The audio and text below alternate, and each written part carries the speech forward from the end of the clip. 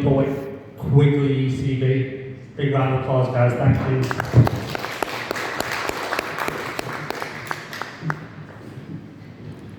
Now, this is inspired by a painting. It's a bit tangential.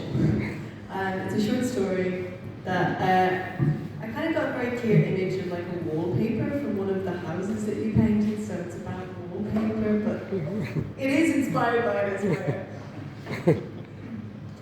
My mother and I pull long rings of wallpaper down with our hands. The room, once white, then patterned with orange and brown, now white again in long streams, teeth peeking through the gaps. It's a small room.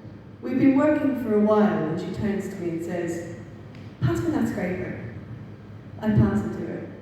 She puts it on the floor by her feet and pulls another strip of paper down.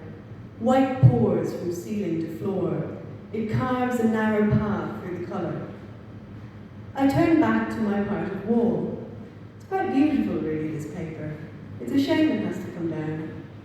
I look at the swirling patterns, like brown gilding round an orange clock face, maybe, but too shifty, too nebulous.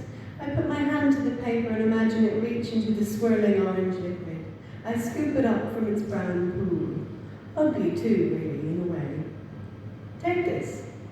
My mother hands me back the scraper. I take it in my hand and blink. Then I put it on the floor near my feet. I look at her for a second before I get back to my work. Her hands continue to strip the rings away. I turn back to my task and feel my hand upon the wall. The paper is so smooth. You'd almost think you feel the ridges and dips of the swirling shapes. They look smooth and hard, plastic-like almost, but they lie flat. "Would you pass me that scraper?" she says. There's anger in her voice this time, I note. I reach down slowly. My face is implacable. My fingers close around its small metal face.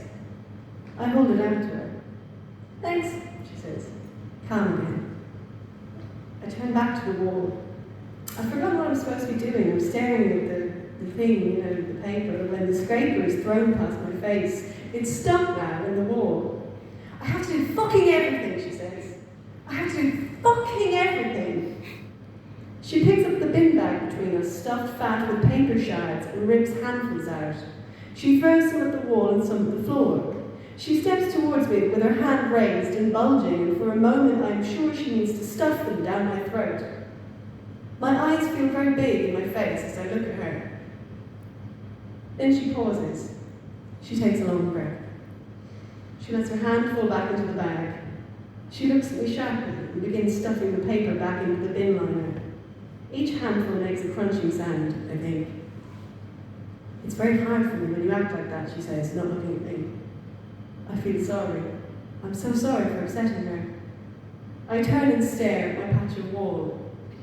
The room bares its teeth.